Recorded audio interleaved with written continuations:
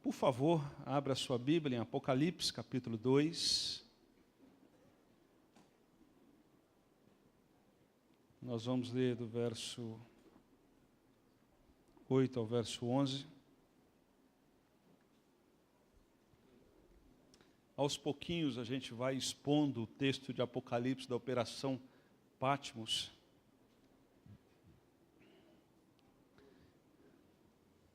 Na medida que a gente for tendo oportunidade, a gente vai fazendo isso.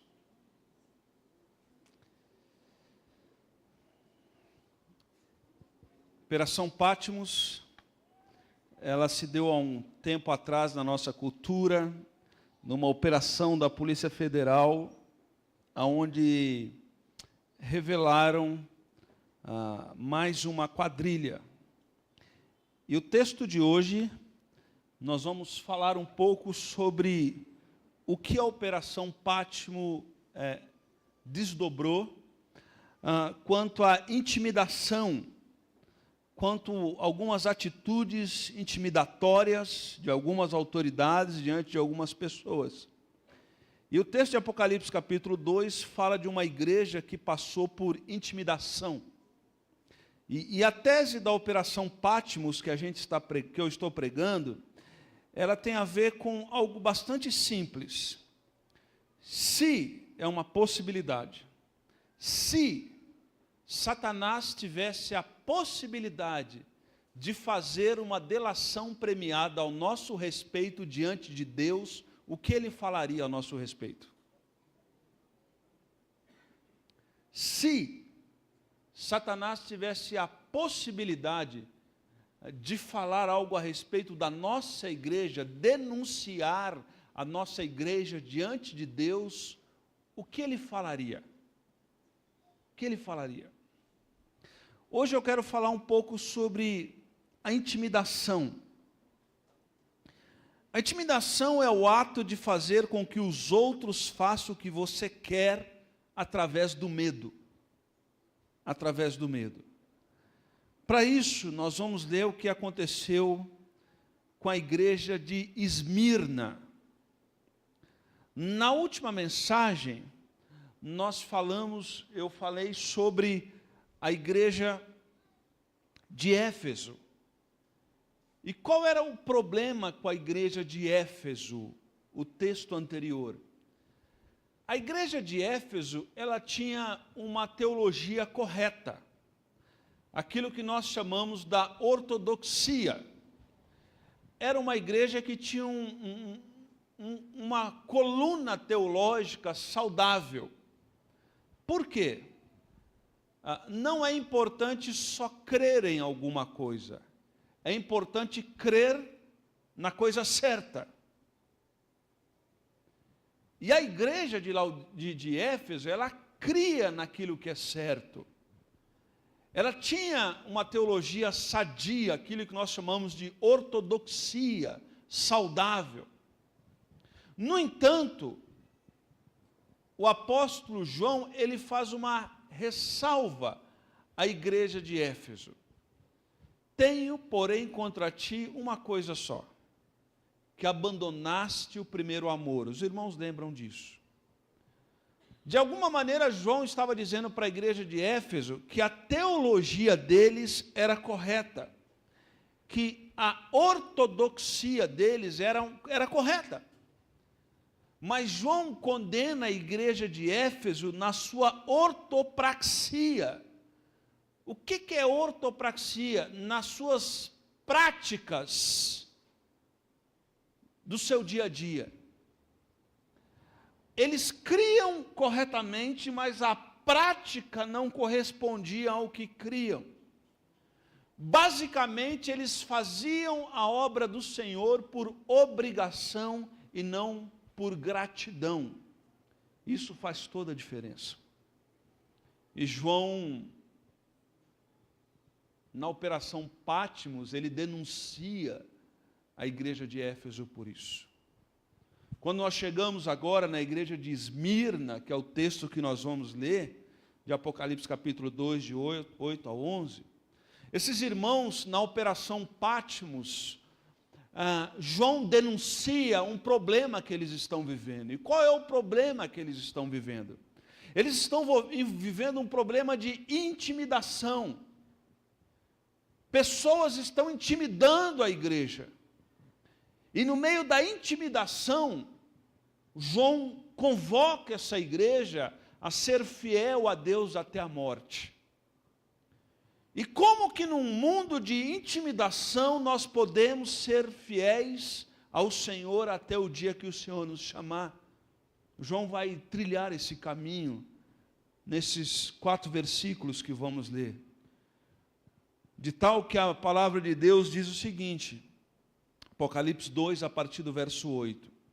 Ao anjo da igreja em Esmirna escreva, estas são as palavras daquele que é o primeiro e o último, que morreu e tornou a viver. Conheço as suas aflições e a sua pobreza, mas você é rico. Conheço a blasfêmia dos que se dizem judeus, mas não são, sendo antes sinagoga de Satanás. Não tenha medo de que você está prestes a sofrer. Saibam que o diabo lançará alguns de vocês na prisão para prová-los, e vocês sofrerão perseguição durante 10 dias. Seja fiel até a morte, e eu lhe darei a coroa da vida. Aquele que tem ouvidos, ouça o que o Espírito diz à igreja. O vencedor, de modo algum, sofrerá a segunda morte. A carta à igreja de Esmirna, é impressionante que quando a gente lê o texto, a gente percebe que o Senhor conhece muito bem a cidade de Esmirna. Tanto é que nas questões introdutórias, no versículo 9, João diz, conheço as suas aflições e a sua pobreza. E num paradoxo, João diz, mas você, na verdade, você é rica. Esmirna era uma igreja pobre numa cidade rica. Esmirna era uma cidade rica. Mas o povo da igreja de Esmirna era uma comunidade formada de pessoas pobres. Pessoas que não tinham um poder aquisitivo muito favorável. Era gente muito humilde, muito pobre. E daqui a pouco nós vamos entender o porquê, em grande parte, essas pessoas ficaram pobres. Esmirna era uma cidade rival de Éfeso. Era uma cidade bela da Ásia Menor. A história diz que era considerada o ornamento. Esmirna era considerado a coroa, a flor da Ásia Menor.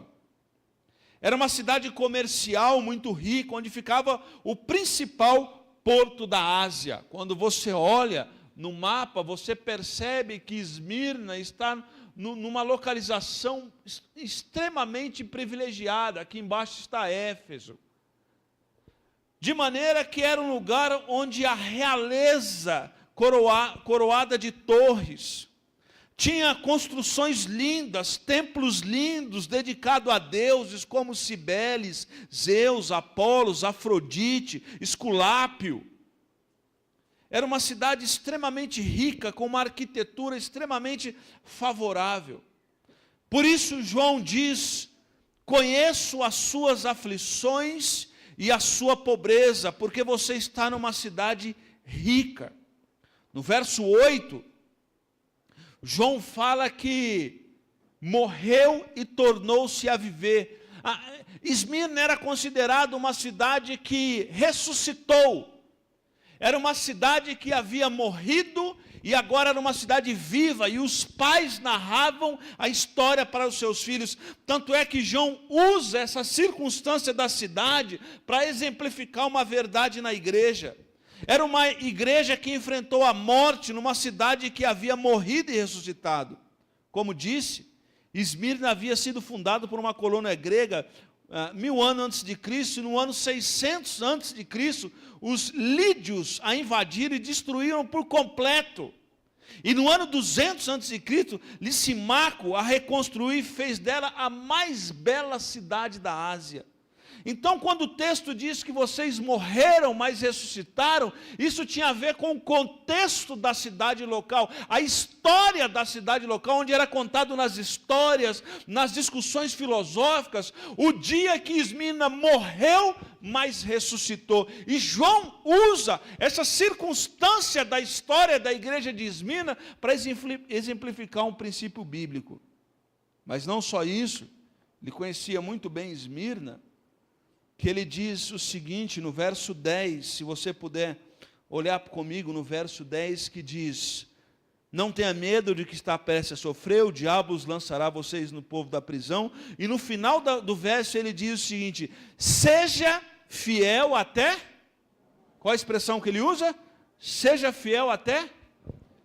É mais uma expressão que faz sentido para a cultura da época, porque Esmirna era a cidade considerada a cidade mais fiel a Roma. Esmirna sabia muito bem o significado da palavra fidelidade. De todas as cidades orientais, havia sido a cidade mais fiel a Roma. Mais fiel a Roma. Por último, João diz no verso 10, seja fiel até a morte, porque eu lhes darei a coroa. Isso fazia sentido para o povo que recebeu. E a Bíblia tem essa dinâmica, irmãos, só para os irmãos entenderem o que eu estou fazendo aqui. A Bíblia não foi escrita hoje para nós aqui em Jacareí. A Bíblia foi escrita numa época, por um contexto específico, numa cultura específica, numa história específica. Estão me entendendo?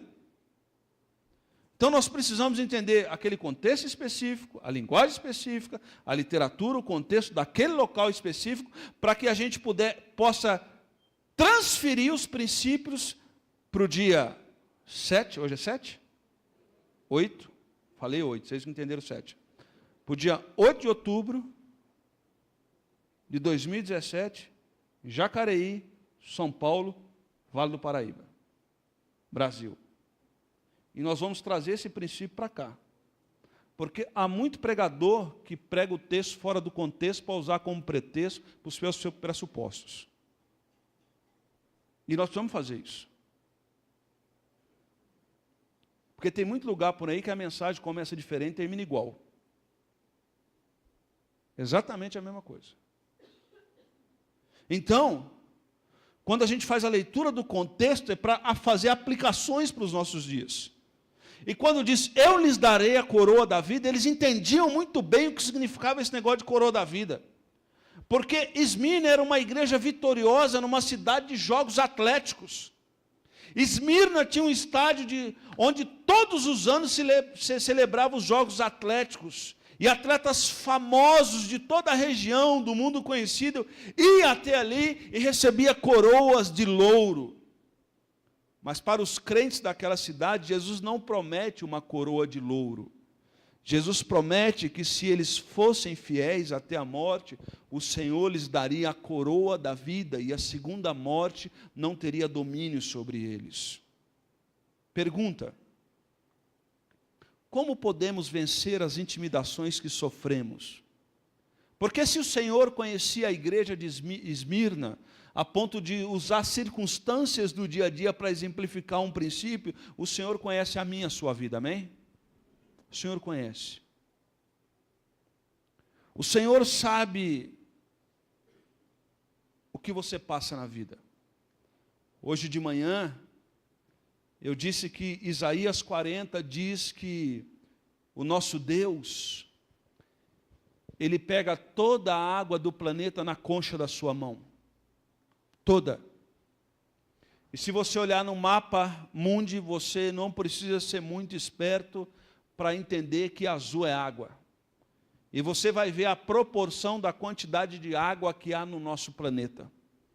E Isaías 40 diz que o Senhor pega toda a água do planeta na concha da sua mão. Mas eu disse também que o Senhor, Ele mede toda a circunferência da terra na palma da sua mão. Isaías 40 diz.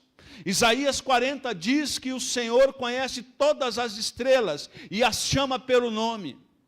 E os astrônomos dizem que existe no universo mais estrelas do que grãos de areia no mar. E a palavra de Deus diz que o Senhor conhece todas as estrelas do universo pelo seu nome. Pelo seu nome.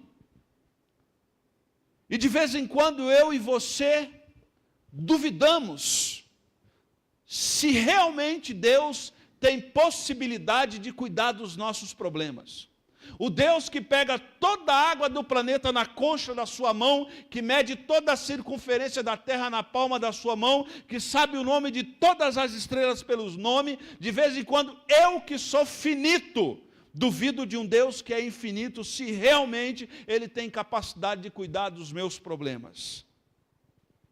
Portanto, o apóstolo Paulo diz em Filipenses capítulo 4, não andem ansiosos por coisa alguma. Porque se você anda ansioso por coisa alguma, é sinal que o seu Deus é menor que o seu problema. Portanto, Pedro vai dizer, lançando sobre o Senhor toda a nossa ansiedade, porque Ele tem cuidado de nós. Você acha que um Deus que sabe quantas estrelas existem, chama pelo nome, não é capaz de cuidar do meu e do seu problema? O Senhor conhecia a igreja de Esmirna. O Senhor sabia da dor, e o Senhor usa situações do dia a dia daqueles irmãos para motivá-los a lidar com a intimidação, com medo. E incentiva esses irmãos a serem fiéis até a morte. Gostaria de oferecer um mapa aos irmãos essa noite. Como que podemos ser fiéis até a morte ao Senhor? Primeiro, lidando com a vida de forma realista e não romantizada. Vamos ler juntos? Vamos lá? É possível? Os irmãos podem me ajudar? Vamos lá. Lidando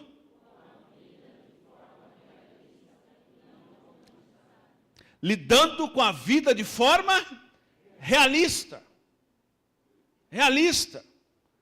Há muita gente que lida com a vida de maneira romantizada, com a vida cristã de maneira romantizada. E esses irmãos de Esmirna, eles passavam por aquilo que eu vou chamar de uma pressão sociocultural.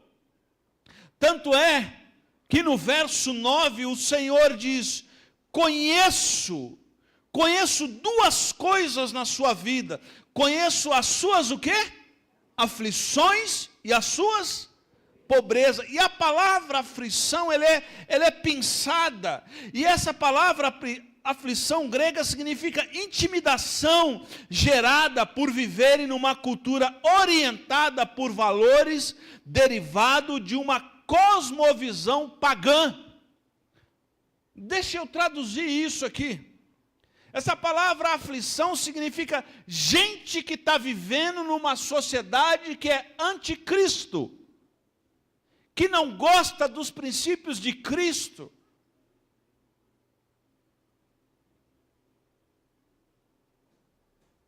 Ou como diz aquele editor idiota da Veja, esse povo gera muita dor de cabeça para nós. Pelo menos ele ficou famoso, né? Porque capacidade para escrever ele não tem. Essa intimidação gerada por uma sociedade que não gosta de Deus, que é anti-Deus. Então, esse povo dessa igreja, grande parte da aflição deles, agora preste atenção no que eu vou dizer, porque isso é importante, é muito importante. Grande parte da aflição de que a igreja de Esmirna passava, é pelo fato deles serem crentes, servirem a Deus. Por isso que João usa essa palavra aflição. É gente que é intimidada por viver numa cultura que é anti-Deus. Gente que vive numa cultura que está discutindo agora a legalização da pedofilia. Gente que está numa cultura que está dizendo o seguinte, não, todo mundo rouba, e se todo mundo rouba, eu vou roubar também. E um país onde todo mundo rouba, tem 15 milhões de desempregados. Um país onde todo mundo é esperto, sabe qual é a consequência? Todo mundo se ferra. Essa é a expressão. Todo mundo se lasca. Num país onde todo mundo é esperto, possivelmente meus filhos não vão se aposentar. Num país onde todo mundo é esperto, talvez você que está aqui nessa noite que é aposentado, possivelmente você é a última geração de aposentado nesse país. Num país onde todo mundo se julga esperto, o Senado está discutindo a perda de estabilidade do funcionalismo público. E vai tirar a estabilidade, espere. É fato. Num país onde todo mundo se acha esperto, nós temos aí aproximadamente, dizem 12, 13 milhões, mas é mentira, porque não dá para acreditar, então você bota mais de 20 milhões de desempregados aí. E grande parte dessas pessoas que passam aflição, na nossa geração, tem a ver com a sua fé cristã. Outros não, muitos outros não.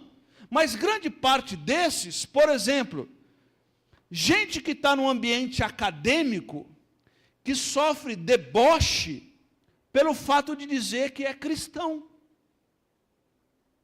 Essa gente morena, inculta, como, por exemplo, esse cidadão, que não compensa citar o nome dele, citou algumas vezes nessa reportagem. Essa gente morena que é inculta. Engraçado, né? Que grande parte dos países onde a reforma protestante chegou são países extremamente cultos e ricos. Engraçado. Como que alguém sequer sabe história para escrever um texto. Conheço as suas aflições e a sua pobreza. Deixa eu andar um pouquinho mais. A palavra pobreza, existem duas palavras pobreza na língua grega para descrever pobreza. A primeira delas é uma pobreza total, extrema.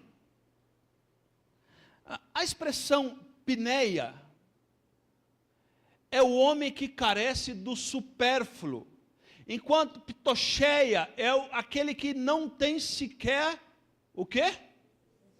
Então, grande parte de nós somos pineia. Pineia.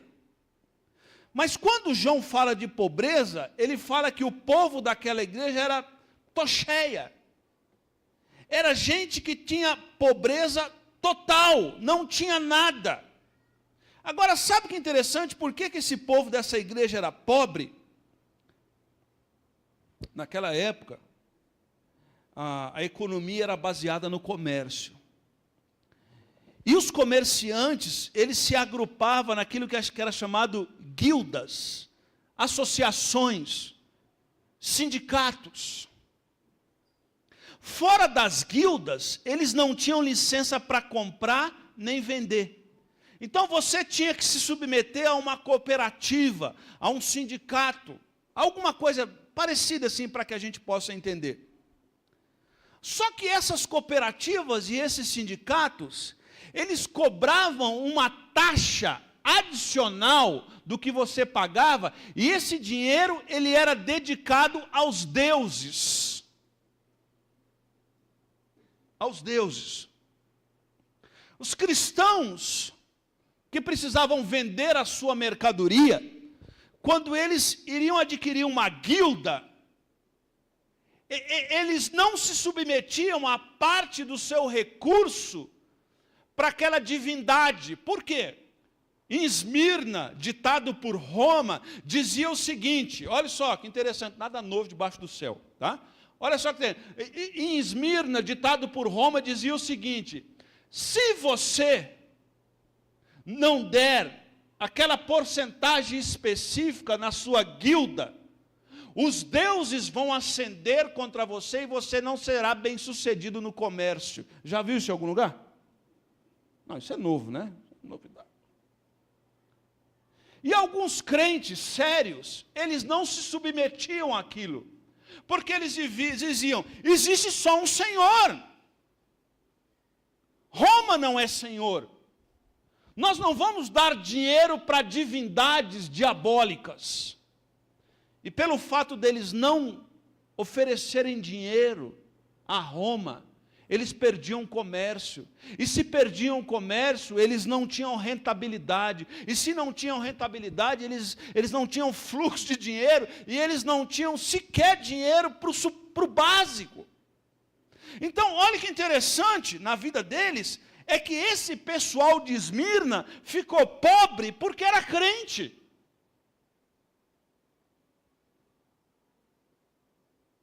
Esse negócio não dá muito ibope hoje em dia. Porque eles ficaram pobres. Por que eles ficaram pobres? Eles ficaram pobres porque eles não queriam fazer esquema. E aí, João vai dizer, olha, eu conheço, o Senhor conhece as suas aflições, o Senhor conhece, quando ele usa a palavra aflição, o Senhor conhece que vocês, o Senhor sabe que vocês vivem numa sociedade anti-Deus, e por viverem numa sociedade anti-Deus, vocês não têm as possibilidades no mercado como outros que se declaram publicamente anti-Deus têm. Faz sentido para alguém aqui? Como fruto da fé daqueles irmãos, naquela cidade extremamente rica, sabe o que os esperou? A pobreza. A pobreza. Por isso exatamente, é que João diz que o Senhor conhece as aflições daqueles irmãos. O Senhor conhece as aflições. Mas não só tribulação, pobreza. O povo dessa igreja também de Esmirna passava por difamação. Tanto é que no verso 9, João vai dizer, conheço a blasfêmia dos que se dizem judeus, mas não são, sendo antes sinagoga. É engraçado que João compara quem usa os lábios para difamar o outro. Ele diz que pessoas que têm esse hábito são casas de Satanás, sinagoga de Satanás. João vai dizer que conhece as suas aflições e a sua pobreza, mas conhece também a blasfêmia. E a expressão blasfêmia que João usa tem a ver com conversa maliciosa, difamação, informação falsa ou distorcida a respeito de alguém. Essa igreja estava passando dias difíceis, irmãos, muito difíceis. E eu não sei se eu queria viver nessa época da igreja de Esmirna. Confesso para os irmãos. Porque esse povo estava sendo afligido, porque serviam ao Senhor. Ficaram pobres, porque não se submeteram a esquemas. Sofreram difamação, porque serviam ao Senhor. É engraçado que os cristãos, há muito tempo sofrem difamação. Por exemplo, durante o Império Romano, os cristãos foram acusados de maneira leviana de serem canibais. Porque durante a ceia do Senhor, eles falavam que eles comiam o corpo e bebiam sangue de Jesus. E alguns cristãos foram mortos pelo Império Romano por serem acusados de serem canibais. Eles eram acusados, os cristãos do primeiro século, por serem imorais. Por quê? Durante a ceia do Senhor, eles iam celebrar a ceia do Senhor, eles celebravam a festa do amor, e eles eram difamados, porque essa festa do amor, né, não tem nada de festa de comunhão com Deus, não, vocês fazem orgias aí dentro. Eles foram chamados, acusados por Roma, por serem pessoas que dividiam famílias. Uma vez que as pessoas se convertiam a Cristo, deixavam suas crenças vãs e serviam a Jesus. E alguns, quando criam em Jesus, eram mandados embora de casa. E aí o Império Romano dizia, vocês dividem famílias. Eles eram acusados de serem ateístas. Por quê? Porque não se dobravam a outros deuses. Enfim, qual o resultado disso? eram presos. O próprio apóstolo Paulo diz que ele foi perseguido, que a igreja perseguiu Paulo em Antioquia, em Icônio, em Listra Paulo foi apedrejado, em Corinto Paulo tomou a decisão de deixar os judeus e ir para os gentios, ele apanhou dia após dia, foi apedrejado, foi dado como morto, foi expulso. Portanto, eu queria dizer para os irmãos essa noite, que quem difama Cristo, ou difama aqueles que o confessam, promove a obra de Satanás e guerreia as guerras de Satanás. Quem difama Cristo, ou difama aqueles que o confessam, promovem a obra de Satanás. E a igreja de Esmirna vivia aquilo que nós chamamos de tríade da intimidação. Eles eram intimidados na sua cultura, socioculturalmente. Eles eram difamados, assim como alguns de nós somos difamados hoje por termos posições estabelecidas,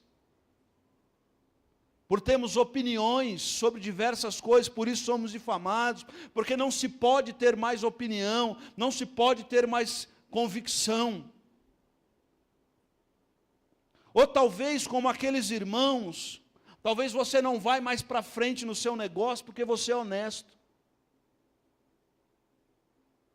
E talvez você olhe do seu lado pessoas que são desonestas, estão crescendo. Ou talvez você sofre, por exemplo, pressão física, prisão, como aqueles irmãos sofriam. O apóstolo João diz, se você quiser ser fiel até a morte, lidar com a intimidação, olhe para a vida de maneira realista e não romantizada. Eu e você sofreremos pressões socioculturais, econômicas, e quiçá um dia talvez até pressão física. Mas o Senhor diz nessa noite que eu conheço as suas aflições. O Senhor sabe aonde o calo aperta no seu sapato. O Senhor sabe da sua realidade. Segunda observação que João nos ensina nesse texto, como podemos ser fiéis até a morte e lidarmos de maneira sadia com o problema da intimidação. O Senhor diz que, sabendo que a avaliação de sucesso de Jesus é diferente da avaliação, conseguem ler, irmãos? Se for possível, vamos lá. Sabendo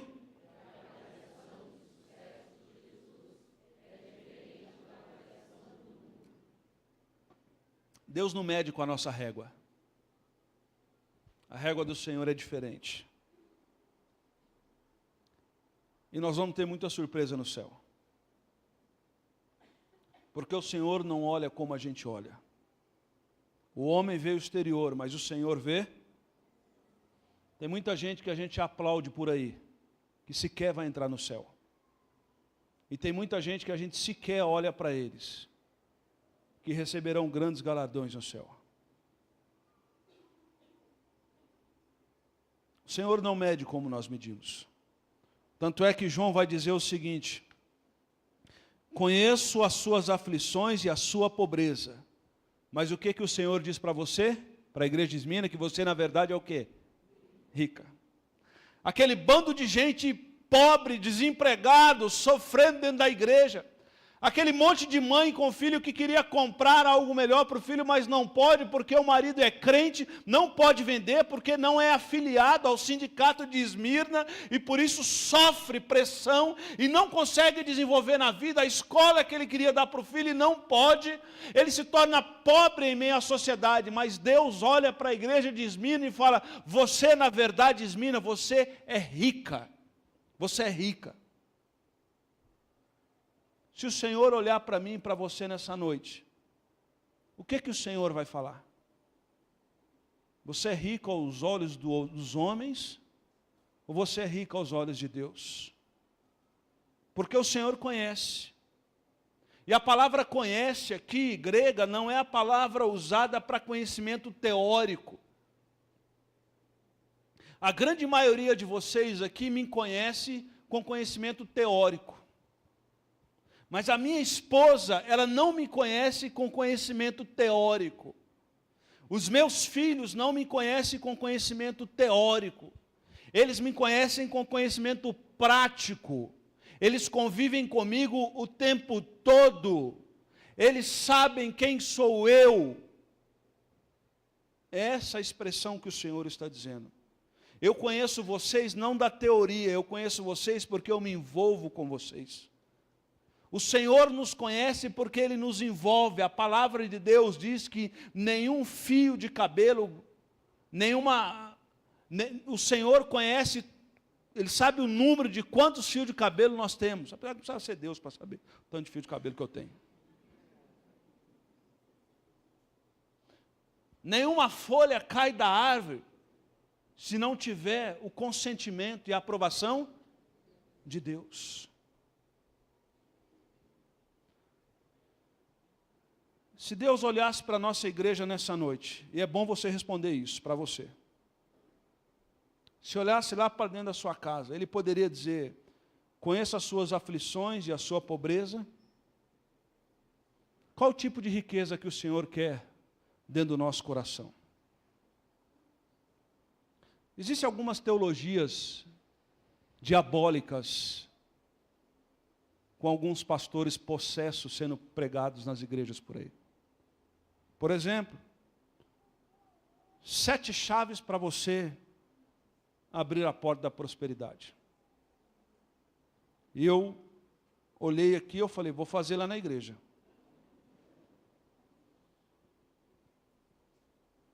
A primeira chave é, acredite.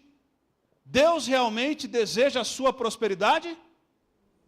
Como que você explica a igreja de Esmirna? Como que, não leia o resto não, que eu vou falar. Como que você explica o próprio Jesus que disse que ele não tinha onde reclinar? Como que você explica irmãos ao redor do mundo aí que estão morrendo por amor a Cristo e não tem dinheiro nem para comprar um caixão? Eu não estou dizendo que todo pobre é abençoado, porque tem muita gente que é pobre porque quer. Tem muita gente dentro da igreja que está na miséria porque é preguiçoso. Tem muita gente que está na miséria na igreja porque o slogan da vida dele é no trampo. Que nós estamos ainda num país que há esperança, amém? Que se tiver um pouquinho de esforço, levantar e for dedicado, tem muita coisa para se fazer ainda, tem muita possibilidade, tem muito a avançar. Mas o que eu estou afirmando nessa noite é que necessariamente a bênção de Deus não significa a prosperidade financeira como alguns querem imaginar. E como alguns, até aqui dentro, estão em igrejas há séculos e não aprendem e continuam pobres porque não entenderam a mensagem do Evangelho.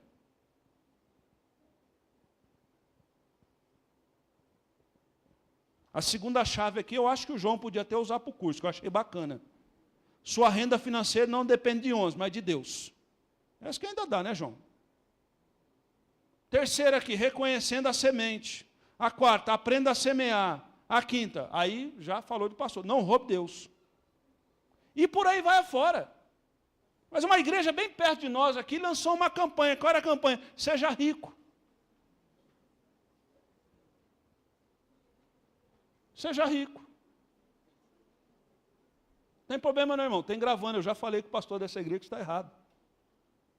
E graças a Deus eu não tenho aquela parte do corpo presa com ninguém. Então eu posso falar o que eu penso. Então você leva um bando de empresário quebrado para um lugar desse, você fala, seja... Ué, quem aqui não quer ser rico? Alguém aqui não quer ser rico? Ué, eu quero. Oxi. Já pensou chegando na casa do irmão para visitar o irmão com um Camaro amarelo? É claro que eu quero. Mas é uma questão de matemática. Todo mundo aqui vai ser rico? Não. Porque se todo mundo for rico, quem vai ser explorado?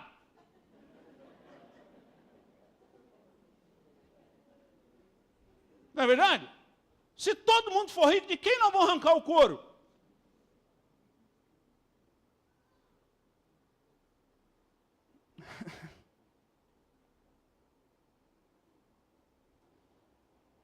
pastores desses lugares deveriam ler isso aqui, ó. 1 Timóteo 6, de 9 a 11. Eles não leem a Bíblia, eu os conheço. Os que querem ficar ricos caem em armadilhas e muitos desejos descontrolados e nocivos, que levam os homens a mergulhar na ruína e na... Agora, o que a palavra de Deus diz? Os que querem... Sabe aquele homem da mala de dinheiro? Sabe aquele homem? Eu esqueço o nome dele. Hã? Rocha Loures. Aquele homem tem dinheiro demais, gente. Tudo quanto é barrinha de cereal que você come, é da família dele. Na América Latina, tudo quanto é barrinha que você come, não vou comer mais, não, eu compro e dá para mim que eu como. Tudo quanto é barrinha e outras coisas, os caras têm dinheiro para arrebentar. O que o cara está carregando mala? Para quê? Porque esses caras nunca estão contentes, cada vez querem mais. E a palavra de Deus diz, ele não precisava disso, olha lá, os que querem ficar ricos caem em tentação. Está cheio de gente dentro da igreja se lascando, sabe por quê? Quer ficar rico.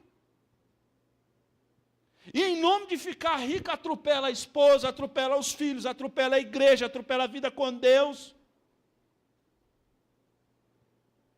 Nós devemos buscar uma vida melhor? Claro que devemos, eu busco. Nós devemos tentar oferecer uma vida melhor para nós. É claro, é bênção. Mas Paulo está dizendo aqui do desejo desenfreado, porque Deus olha para nós diferente do que o mundo olha. Como é que o mundo olha para nós? Olha para a marca da roupa que a gente usa, não é verdade?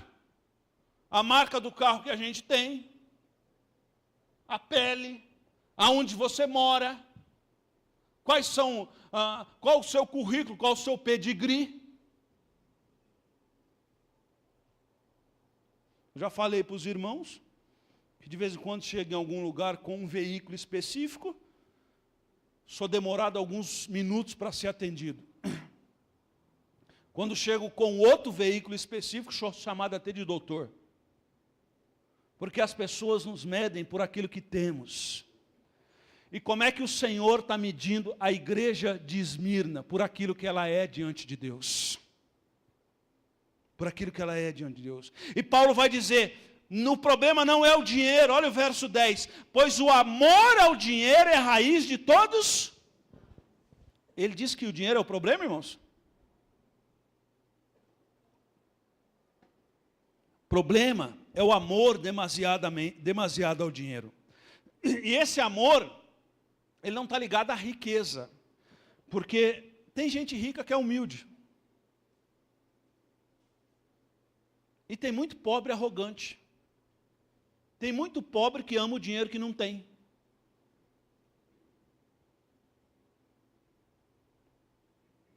E tem rico humilde. Estou tentando lembrar, não lembro de nenhum, mas... Algumas pessoas, por cobiçarem o dinheiro, desviaram-se e se atormentaram a si mesmo com muitos sofrimentos. Olha o que ele diz, verso 11. Você, porém, homem de Deus, fuja de tudo isso. E busque o quê? A justiça, a piedade, a fé, o amor, a perseverança e a mansidão. Ah, pastor, então eu vou embora, vou vender tudo e vou viver só para a glória do Senhor, dentro da igreja o dia inteiro. Não é isso que eu estou dizendo. Você precisa trabalhar. Você precisa fazer as coisas boas. Se Deus abrir uma porta de prosperidade, vá embora. Vá embora. Mas lembre-se. Busque em primeiro lugar o reino. Busque a Deus em primeiro lugar. E o Senhor vai acrescentar as outras coisas. O Senhor vai acrescentar as outras coisas. Engraçado, irmãos, que a igreja de Laodiceia, ela considerava-se rica, mas Jesus disse que ela era o quê? Pobre. A igreja de Filadélfia tinha pouca força, mas Jesus colocou uma porta aberta diante dela. A igreja de Esmirna era pobre, mas aos olhos de Deus ela era? A pergunta é, você é rico ou pobre aos olhos de Deus?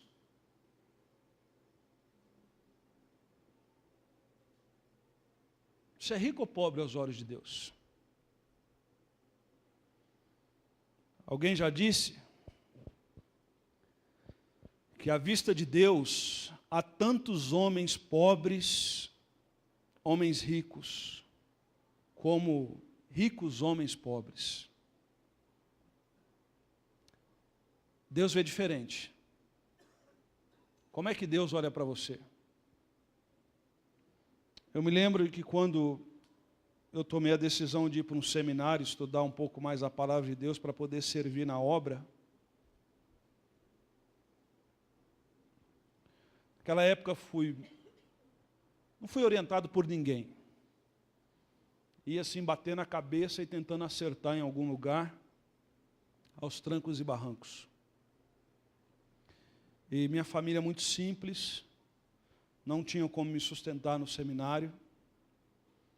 E a minha igreja de origem era uma igreja muito rica, pequena, mas muito rica. Mas eu fazia parte de uma congregação na periferia. E aquela igreja com extrema visão não quis me ajudar em nada. E uma certa irmã da igreja, possivelmente era a irmã que tinha menos condição numa igreja de periferia, uma igreja de bairro pobre. Ela lavava a roupa para fora. Dos 4 anos de seminário, durante 3 anos, ela me deu R$15 por mês. R$15 por mês. Eu chegava naquela igreja, eu passava na casa dos meus pais, ela ia lá, pegava o dinheiro aqui dentro, aqui, ó. Ela tinha um embornalzinho, e ela tirava o dinheiro aqui e dava. E eu, muito constrangido, dizia assim: irmã, sua irmã não precisa me ajudar. Irmã não precisa me ajudar. Fique em paz, irmã. Porque na matemática era assim, eu, dependendo de oferta dos outros para estar no seminário, eu tinha mais dinheiro que ela. Eu dizia: irmã, não se preocupe. Ela tirava o dinheirinho aqui de dentro aqui e dizia assim: Deus que mandou te dar. E eu sabia que aqueles R$15 fazia falta para ela. Porque algumas vezes eu ouvia falar que a igreja se juntava para comprar os remedinhos de pressão que ela precisava tomar. Porque o dinheiro dela não era suficiente para poder comprar. Mas durante 3 anos, todo mês, ela tirava os R$15 aqui de dentro. E eu, muito constrangido, dizia: irmã, não precisa, fique em paz. E ela dizia: Deus que mandou eu entregar para você. R$15. Uma irmã que aos olhos do povo é pobre, mas aos olhos de Deus, muito rica. E eu tenho para mim lá no fundo, que grande parte do que a gente conseguiu pagar com a ajuda de outros irmãos, e família também, pessoas queridas, grande parte do que a gente conseguiu pagar no seminário, foi Deus que fez a semente daquela mulher multiplicar. Nunca mais eu vi aquela irmã, não sei onde está, não sei se faleceu, não sei para onde for, nunca mais ouvi falar dela. Mas durante 3 anos, aquela irmã que era pobre aos olhos da igreja, era rica aos olhos de Deus. Você é rico ou pobre? Na operação Patmos, se você fosse delatado diante de Deus, o que falaria a respeito de você? Tem dinheiro e se iludiu, Deus. Não, Deus, ele tem dinheiro e não se iludiu, continua servindo ao Senhor. Não tem nada, mas vive como se tiver, com o rei na barriga, uma perna lascada. Como seria apresentado diante de Deus? Por último, como que a gente pode ser fiel até a morte e lidar com a intimidação? Sabendo que Jesus está no controle de todos os detalhes da nossa... Vamos falar juntos, vamos lá? Sabendo... Verso 9 e 10. Principalmente o verso 9, por 2 vezes, ele cita a expressão conheço. O Senhor conhece quem somos e tudo o que acontece conosco. Portanto, o Senhor diz àquela igreja que conheça as suas aflições, a sua pobreza, mas você é rico. Aos olhos dos homens você é pobre, mas aos meus olhos você é rico. É engraçado que tem muita gente na vida que aos olhos do mundo é rico, mas aos olhos de Deus é pobre. É pobre. E o Senhor repete outra vez, conheço a blasfêmia. O Senhor está dizendo, eu conheço o que dizem a seu respeito. Eu sei o que é isso, sabe por quê? Porque o Senhor diz, eu também já fui difamado. Eu já fui difamado, o Senhor já foi difamado.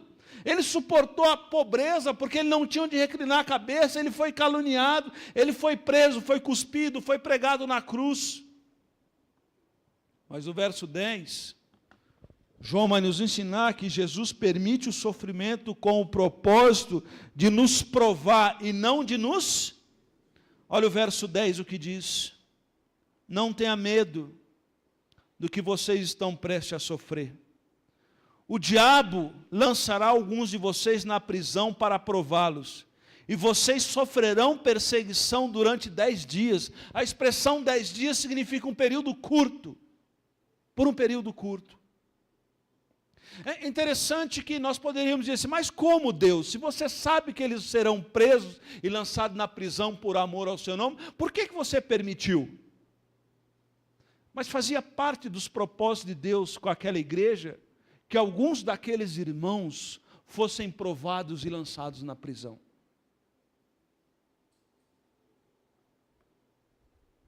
Isso é meio difícil da gente ouvir e falar, mas grande parte das provações que eu e você passamos, elas existem não para nos destruir, mas para nos purificar. Consegue entender? Para nos purificar. Então, deixa eu dar uma dica para você. Seja um pouquinho mais inteligente, aprenda rápido, para que a aprovação passe rápido. Ou mais ou menos como os antigos diziam para nós, aprenda com erro, cresça rápido. Mas faz tanto tempo que eu passo essa dificuldade, pastor. Mas há tanto tempo que você passa essa dificuldade e você não? Ou tem crente que tem uma espiritualidade de bumerangue. Ele passa uma aprovação, ele corre para a igreja e fica fervoroso. Aí você vê o cara na coinonia, no CBCM, à noite, é um fervor lascado. Passou a dificuldade, o que é que ele faça? Crente 13º. E ele continua assim, meio que sendo um crente Raimundo, um pé na igreja, outro no mundo. Ou fica assim um crente meio celular, toda vez que você precisa dele, está fora de área. Não aprende, vai sofrer. Vai sofrer. Tem algumas pessoas que dizem, Deus nos traz por amor ou pela dor. Eu creio que Deus só nos traz pela dor, porque ninguém vem pelo amor. E a dor é o instrumento de Deus para nos trazer para perto dEle. Acredite ou não, creia ou não, a prova, a tribulação, a dor é o instrumento que Deus nos usa para nos aproximar dEle. Para nos aproximar dEle. E a igreja de Esmirna, o Senhor diz, tenha paciência, porque isso vai passar. Eu conheço as suas aflições. Olha o que o salmista diz, no Salmo 119, versículo 71. Foi-me bom passar pela aflição, para aprender os teus... Dá para falar isso junto? Vamos lá? Foi...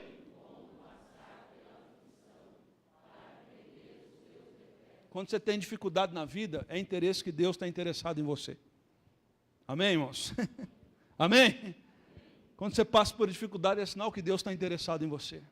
E deixa eu dizer, se você se diz crente, há muito tempo não passa por uma dificuldade, duvide da possibilidade de você ser crente. Porque nós estamos em constante aperfeiçoamento. O Senhor constantemente está nos aperfeiçoando. E se constantemente Ele está nos aperfeiçoando, constantemente Ele está tirando algumas arestas. E tirar algumas arestas dói. Dói. Dói. Um dia desse um camarada disse assim, pastor, você tem sorte. Eu falei, claro que eu tenho sorte. Sempre tive sorte. Você acha que um camarada igual eu não tem sorte? Olha com quem que eu casei. Olha os filhos que eu tenho. Olha a igreja que eu pastoreio. Olha o time que eu torço. Eu sempre fui um cara que tive sorte. Olha o povo lá da igreja. Pensa num cara que tem sorte. O cara que tem sorte é eu. Não se iluda também não, tá, irmãos? O cara que tem sorte é eu. Eu falo, mas o que você está querendo dizer que eu tenho sorte? Olha os seus filhos. Eu falei, bicho, você não sabe nada, inocente. Você não sabe o tanto que esses moleques apanhou.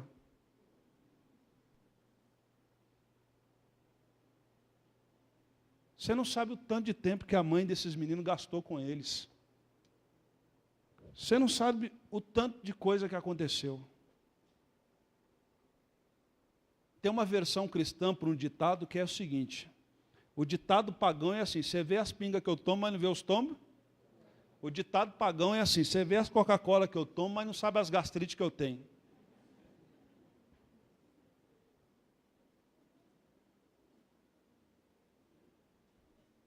Ah, vocês são muito abençoados. A igreja abençoada que vocês têm. Vocês são muito sortudos. Que sorte, né, Roberto? As pingas que tomou lá no passado e as Coca foi complicado, não foi? As Coca eu tomei, as pingas você tomou. Com todo respeito. Ah, você deu sorte, viu, Carlão? Claro, você deu sorte, mas não vê o que tu passou. Não é verdade? E por aí vai afora para outros aqui também. Eu poderia citar o nome de alguns aqui. Mas deixa eu dizer uma coisa para você. Se você está passando por dificuldade, glória a Deus. Sabe por quê? Porque é sinal que Deus está trabalhando na sua vida. Agora deixa eu dizer uma coisa para você. Aprenda rápido, para você sair logo fora disso. Senhor, o que o Senhor quer me ensinar? Deixa eu aprender rápido, porque se eu aprender rápido, é igual ao videogame, se eu passar rápido esse estágio, eu vou para outro. Eu não sou muito bom de videogame, o único videogame que eu sabia jogar era o Pac-Man, pronto, e não passava da terceira fase. Mas passa logo essa fase, e tem crente que fica, não, porque tu vai ficar na prova, meu irmão. Olha o que o salmista diz aqui, foi-me bom passar para aprender os teus decretos. Tem camarada que tem 10, 15, 20 anos de casado e que está vivendo os problemas do primeiro ano de casado. A mulher está falando com ele os mesmos problemas que falava há 20 anos atrás. Não pode. Os problemas de 20 anos de casado é diferente do que era de primeiro. Tu tem que aprender. Tu tem que aprender. Foi-me bom passar pela aflição para aprender os teus decretos. Eu não lembro, eu lembro de poucos presentes que eu ganhei dos meus pais. Poucos, porque eu ganhei bem pouco. Eles não tinham condição, e não tem nenhum problema com isso. A Silmara faz isso mesmo com criança. Pega rápido. Olha aqui. Eu não lembro muito dos presentes que eu ganhava do meu pai, a não ser final de ano, quando a firma dava presente. Mas eu lembro das disciplinas. Os presentes não contribuíram para a minha maturidade, mas as disciplinas me fizeram ser homem. Estão entendendo o que eu estou querendo dizer? Por isso o salmista diz, foi-me bom passar pela aflição, porque quando eu passei pela aflição, eu aprendi os teus decretos. Jesus controla tudo o que sobrevém à sua vida. Tudo, tudo, tudo, tudo. Jesus controla a tragédia que aconteceu essa semana em Janaúba. E talvez até no meio ali tenha algum filho de crente. E mesmo no meio da tragédia, o Senhor controla. O Senhor controla. Sabe por quê? Porque Jesus passou vitoriosamente pelo caminho estreito do sofrimento, que nos atinge, por isso Ele pode nos fortalecer. Eu encerro contando a história do pastor de Esmirna. O pastor de Esmirna era conhecido como Policarpo, o bispo de Esmirna. E no ano 155 depois de Cristo ele foi morto, executado. aos 86 anos de idade, por recusar-se a acender um incenso em adoração ao imperador. Policarpo, o bispo de Irmina. E diante da intimidação que Policarpo viveu, as pessoas ameaçaram a sua vida e diz: acende esse incenso em culto ao imperador romano e nós vamos liberar você. Sabe o que Policarpo diz? Aquele homem que era pobre aos olhos do mundo, mas rico aos olhos de Deus, ele diz o seguinte: eu tenho servido ao meu Senhor e ao meu Mestre há 86 anos, e ele nunca falhou comigo. Por que iria eu negar ao meu rei que me salvou?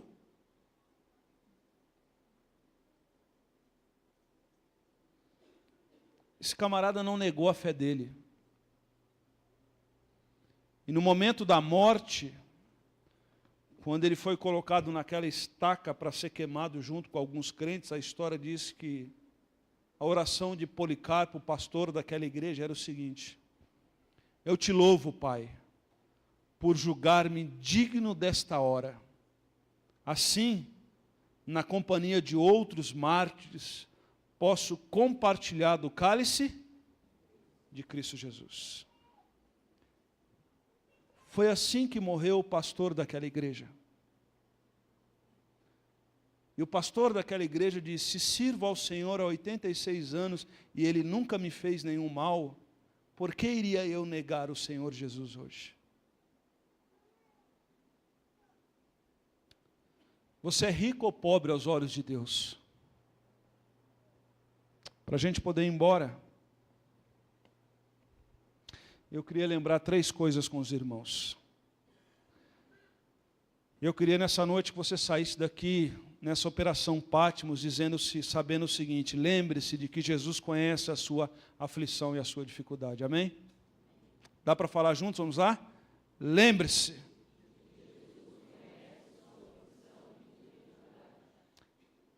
Por 2 vezes no texto o Senhor disse à igreja de Minas: eu conheço o que você está passando. O Senhor sabe o que você vai enfrentar amanhã no seu serviço. O Senhor sabe o que você está passando na sua casa. O Senhor sabe. Eu não sei, o Senhor sabe. E se Ele sabe, é porque Ele vai se envolver com isso. Porque o Senhor não fica sabendo das coisas para postar para os outros. O Senhor, quando sabe das coisas, Ele sabe de todas as coisas, Ele se envolve na solução. Lembre-se de sua palavra: não temas, igreja. A palavra de Deus diz em Coríntios que os nossos sofrimentos leves e momentâneos estão produzindo para nós uma glória eterna. Uma glória eterna. Em qual dessas dimensões você está sendo provado hoje? Intimidado? Culturalmente? Economicamente? Ou até fisicamente?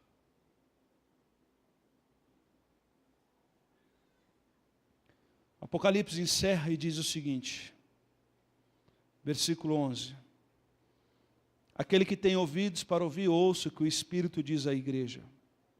O vencedor de modo algum sofrerá a segunda morte. Eu queria orar com os irmãos. E eu gostaria que você fechasse seu olho e abaixasse sua cabeça.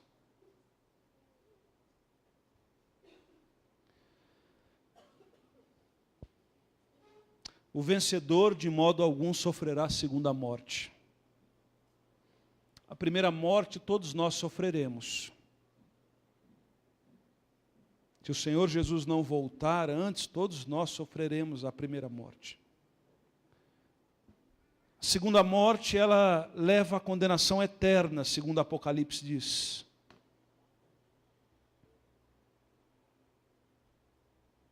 Com que régua você está medindo a sua vida? Com a régua da cultura que nos cerca ou com a régua do Senhor?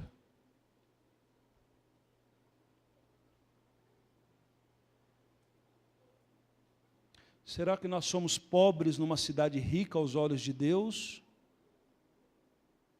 Qual é o critério que nós temos para nós? Talvez nessa noite, você está sofrendo por amor a Cristo.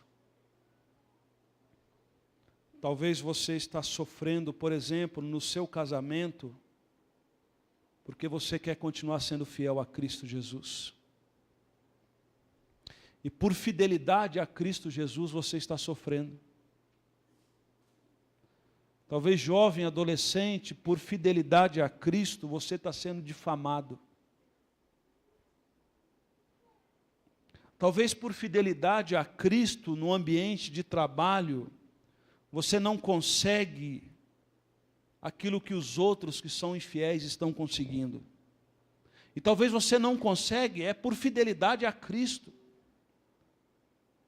Talvez alguns dos seus negócios não alavancam, porque você é fiel a Cristo, e não vai se submeter a esquemas. O Senhor diz nessa noite, eu conheço as suas aflições. Eu conheço as suas aflições.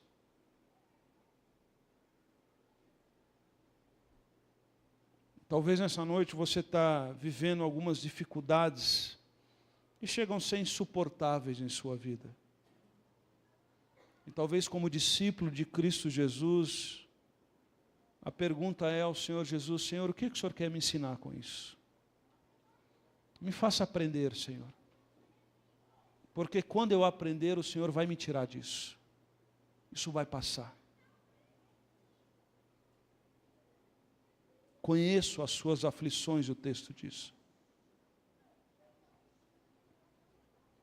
Quando o Senhor olha para a nossa igreja, olha para você, olha para a nossa cidade, o que Ele diz?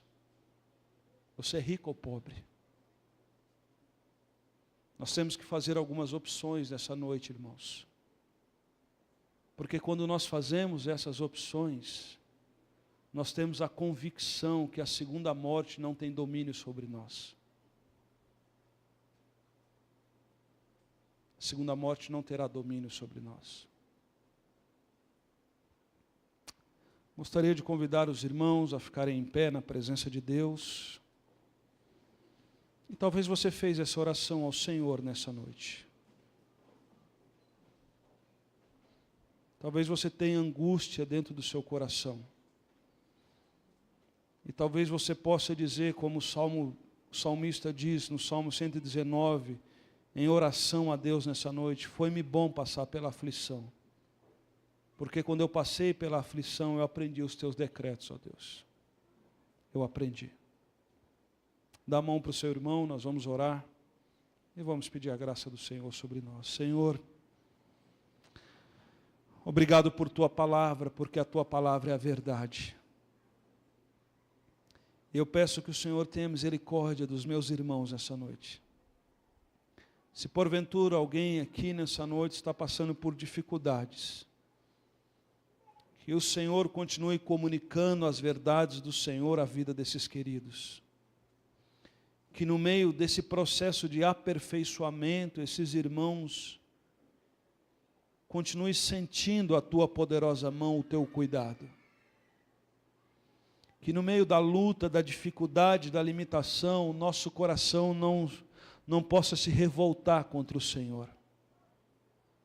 Porque o Senhor quer gerar uma riqueza em nosso coração como igreja de Jesus Cristo que a sociedade não consegue ver, mas o Senhor consegue. Portanto, ó Deus, nós queremos ser um povo rico, mas aos seus olhos. Aos seus olhos. Nós queremos ser um povo que prospere, mas aos seus olhos. Porque a prosperidade que vem do trono de graça do Senhor, ela não acaba. E a prosperidade produzida por nós, ela acaba. Mas aquela que o Senhor nos dá é infinita. Então nos ajude a igreja, como igreja de Jesus Cristo, nos alimentar dessa verdade. E assim como foi a oração de Policarpo, o pastor daquela igreja de Esmirna, que possa ser a nossa oração quando somos tentados a negociar a nossa fé. Se o Senhor não nos abandonou até hoje, nós não podemos fazer nada que envergonhe o nome do Senhor. Tem misericórdia de nós, ó Deus. Que o amor de Deus, que a graça do nosso Senhor Jesus e a consolação do Espírito Santo possa perseguir todos os nossos irmãos em Cristo aqui e a igreja do Senhor espalhada na face da terra. E o povo de Deus diz amém. Amém?